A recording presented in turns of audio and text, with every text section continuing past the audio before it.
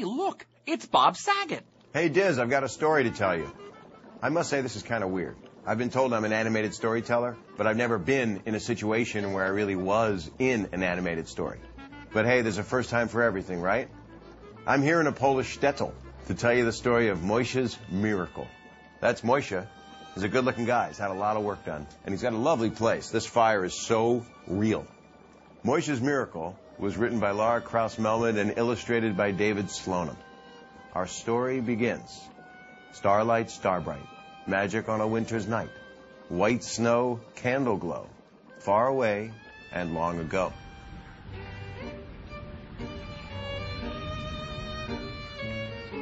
In the poor village of Wishniak lived a milkman named Moisha and his wife, Bela.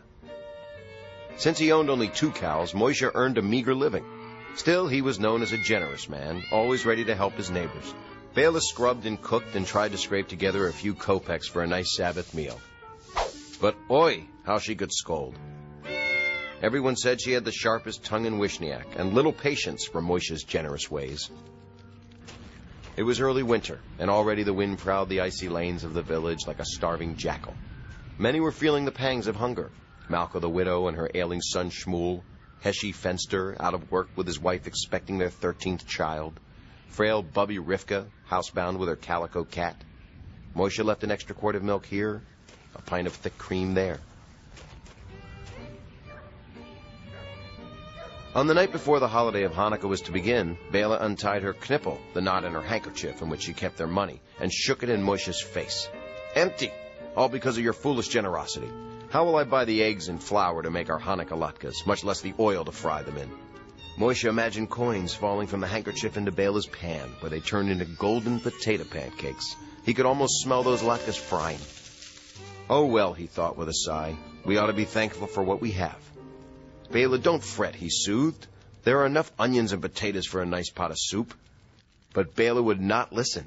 How did I end up with this schlemiel when I could have married the baker's son?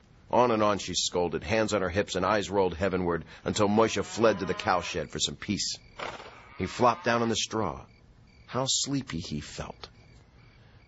Moisha, Moisha. The milkman sat up suddenly. Rubbing his eyes, he looked around to see who was calling him. Imagine his astonishment when he found that it was one of his cows. You have always cared well for us, Moisha. You keep our shed clean, milk us on time, and feed us plenty. Most assuredly, chimed in the other cow. So although we seldom reveal to humans our power to speak, we want to help you, dear Moisha. While you were sleeping here tonight, the first cow went on, a stranger came to the shed. For hours he entertained us with tales of magic and adventure. But before leaving, he had a gift for you, there, under the straw. For me? Moisha reached down and felt something cold and hard. An old pan? He tried not to show his disappointment. But such a pan, exclaimed the second cow. According to the stranger, you have only to set it upon the fire totally empty, and it will produce as many delicious Hanukkah latkes as you wish. Latkes by the dozens, latkes by the hundreds will appear until you remove the pan from the stove. Just remember the stranger's warning. To Moisha this gift was given, and only Moisha must use it. Moisha was overjoyed. That evening, Moisha and Bela lit the first Hanukkah candle with the shamas, the candle used to light the others. Then Moisha told Bela all that happened in the cowshed, being careful to repeat the stranger's warning. Of course, Bela believed not a word of Moisha's story. I've never heard anything so mashuga in all my life, she scoffed. A pan is a pan. Nevertheless, Moisha placed the pan over the fire. A lively sizzle filled the air. Soon the rich aroma of potatoes and onions frying made Moisha's nose twitch and Bela's mouth water. And then there were latkes, plump as little pillows, with edges like golden lace. The latkes were so light they floated right into the air as they finished cooking. Bela and Moisha leaped about the kitchen, catching them. When each had a plateful, Moisha removed the pan from the fire. Then he and Bela ate their fill and went to bed. How Moisha tossed and turned that night, twisting the coverlet into knots. Perhaps he had eaten too many latkes.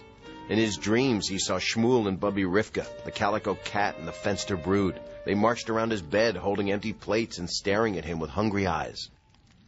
The next morning, Moisha left a note on every doorstep. Happy Hanukkah! Please come for latkes tonight at Moisha the Milkman's. It seemed that all of Wishniak squeezed into Moishe and Bela's little house that night.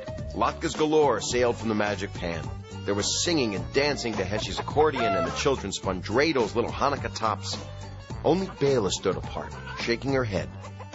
Moishe was giving things away as usual and making a mess of her house. If she could just get rid of him for a while, she would take matters into her own hands.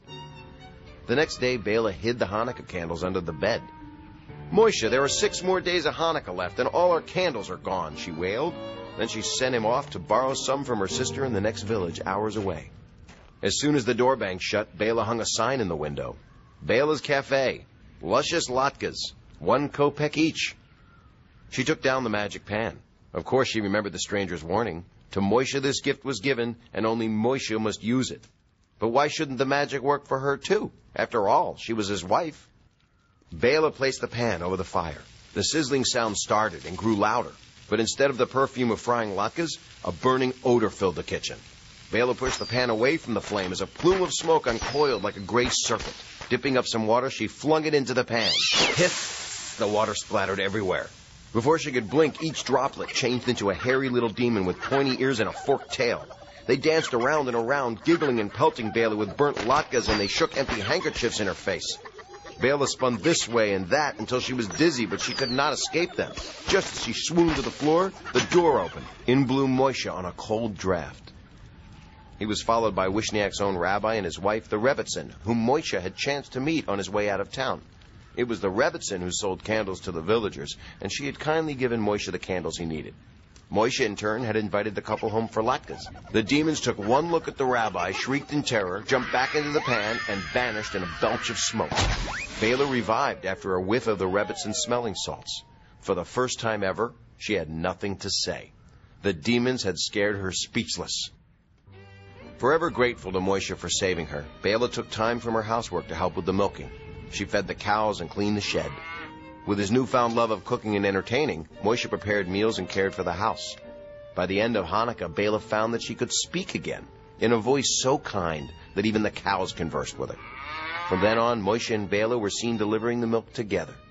As for the magic frying pan, even back in Moishe's hands it refused to make another pancake, so it was sealed in a display case in the rabbi's courtyard. But the fame of its latkes and the tale of its demons spread, and soon folks were traveling to Wishniak from far and wide. Everyone hoped to see the demons under glass making a surprise appearance. And sometimes they did. The visitors needed food and lodging, heels for their boots and hay for their horses. Soon the village grew into a bustling market town where no one went hungry. And for years to come, even on the coldest Hanukkah night, candles burned brightly in the windows, and the smell of frying latkes rose over the houses in a golden haze that seemed to reach the stars. Snow on the rooftops, milk in the pail. That is the end of this Hanukkah tale.